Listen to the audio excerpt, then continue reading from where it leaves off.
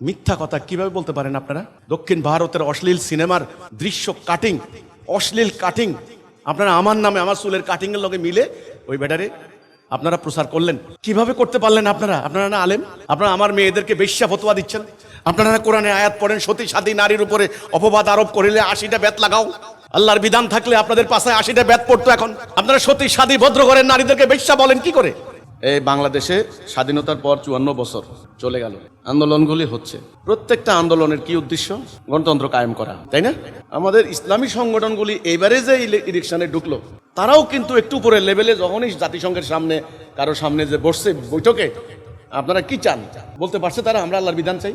কোন দল বলতে পারছে? পারে নাই। ঘুরে পেঁচায় ইনসাফ চাই, এই হচ্ছে ন্যায় বিচার আদেল, এগুলা কয়, আল্লাহর হুকুম বলে নাই। আচ্ছা, এই যে গণভোট একটা হয়ে গেল, 4 কোটি লোকের ভোট দিয়ে নিল। জুলাই সনদের মধ্যেই 90% মুসলমানের দেশ বলা হয়, এরা নামাজ পড়ে। জুলাই সনদে একটা লাইন কি আপনি পাইছেন রাষ্ট্র পরিচালনার বুনিয়াদী ভিত্তি হবে আল্লাহর বিধান? তাহলে এই জুলাই সনদের কি মানে? প্রধানমন্ত্রী কয় মেয়াদে হবে? এটা আমাদের কি?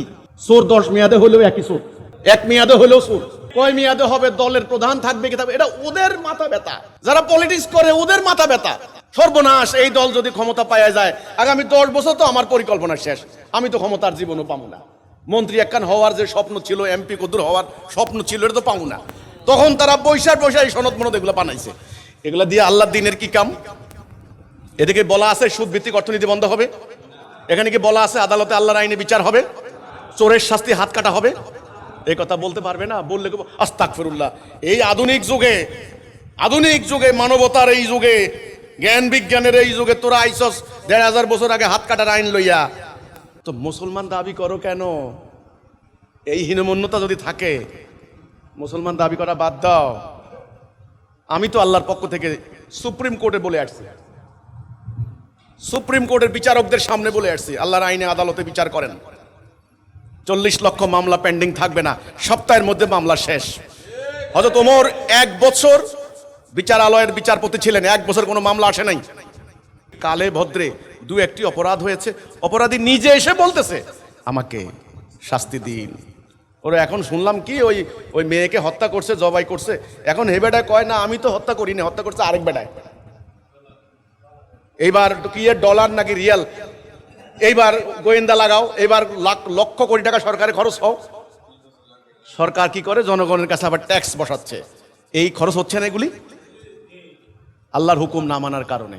আমি মুসলিম, আমি আল্লাহর আইনের আনুগত্য করেছি, আমার নবীকে নবী বলে স্বীকৃতি দিয়েছি, তিনি আল্লাহর ওহী প্রাপ্ত। নাস্তিকরা বলে উনি নবী না, এটা ওনারা বলুক, ওরা বলুক, আমার নবী, আমি তার আনুগত্য করতে হবে 100%। তাহলে আমার আদালতে আল্লাহর আইনের বিচার হলো না কেন? কোর্ট মসজিদের ইমাম সাহেব আমারে বলল কি, মাননীয় ইমাম, আজকে তো কোর্ট মসজিদের ইমাম সাহেব অনেক খুতবা দিছে আমাদের বিরুদ্ধে, নাস্তিক, কাফের ইত্যাদি। আমি বললাম কোন কোর্ট মসজিদের? ওমরের কোর্ট মসজিদ? না, ওই যে অমুক জেলার কোর্ট মসজিদ। বাহ বাহ বাহ, কোর্ট মসজিদের ইমাম সাহেব। আমার রাসূল রাহমাতুল লিল আলামিন আবু জাহেলদের বিরুদ্ধে এই জন্য কলেমার ঘোষণা দিয়েছিলেন। আজকে খালিদের মতো লোক, আলীর মতো লোক, দেরারের মতো লোক মুক্ত নাঙ্গা তলোয়ার হাতে না বের হইলে এই ধর্ম ব্যবসায়ীদের বিনাশ হবে না। ওরা আমার বিরুদ্ধে ফতোয়া দিয়ে কোনো লাভ হবে না। আমি ফতোয়ার ঊর্ধ্বে। মিথ্যা কথা কিভাবে বলতে পারেন আপনারা?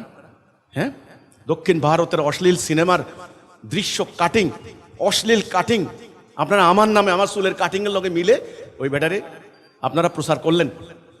কিভাবে করতে পারলেন আপনারা? আপনারা না আলেম? আপনারা আমার মেয়েদেরকে বেশ্যা ফতোয়া দিচ্ছেন।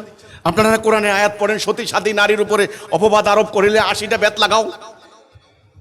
আল্লাহর বিধান থাকলে আপনাদের পাশে 80টা বেত পড়তো। এখন আপনারা সতী সাথী ভদ্র ঘরের নারীদেরকে বেশ্যা বলেন কি করে? আমার বউকে বলে বেশ্যা। যারা সত্য কথা বলে না, যারা এলেমের বিনিময়ে অর্থ রোজগার করে, তাদের এলেম বিষাক্ত হয়ে যায়, একদম বিষাক্ত হয়ে যায়।